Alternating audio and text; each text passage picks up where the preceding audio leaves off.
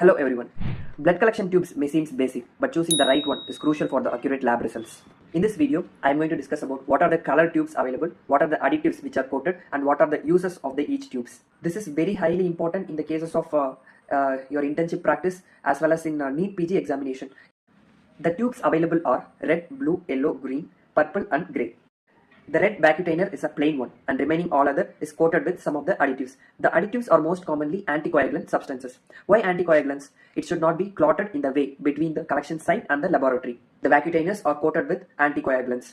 Then why red tubes are not coated with anticoagulant is the laboratory technician wants the blood to centrifuged so that the serum and the blood components get separated. It is easy to separate when it is clotted. Then it is common sense. What can be the blood in the red tube is used for? For serological studies such as HIV, HBsAg, etc. And it can be used for the assessment of drugs and hormone levels in the serum. And it can be used for the assessment of LFT, KFT and lipid profile. Now moving to blue tubes. Blue tubes contain sodium citrate. Sodium citrate is an anticoagulant. What it will do? It will go and bind to calcium reversibly so that it can maintain the clotting factor. Citrate for clotting factors. So it is used in the measurement of PT and APTT.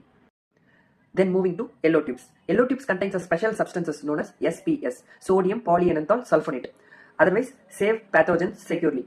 The SPS contains anticoagulant property as well as anticomplement property, so that it can be used for blood cultures for growing pathogens, such as in the case of septicemia, etc. Then moving to green tubes. Green tubes contains heparin, GH. Anyway, you are going to work in GH. Remember this. Heparin is also an anticoagulant. So what is the mechanism of that? Is it inhibits the thrombin and factor 10A in the plasma. So green tubes can be used in assessment of electrolytes, ABG and hormonal levels in biochemistry. The green tube biochemistry related uses. How to remember this? Green contains 2E, so electrolyte. Green contains G, ABG. Then moving to our favorite purple tubes. Purple tubes contains EDTA. It is ethylene diamine tetraacetic acid. What is the specialty of this EDTA?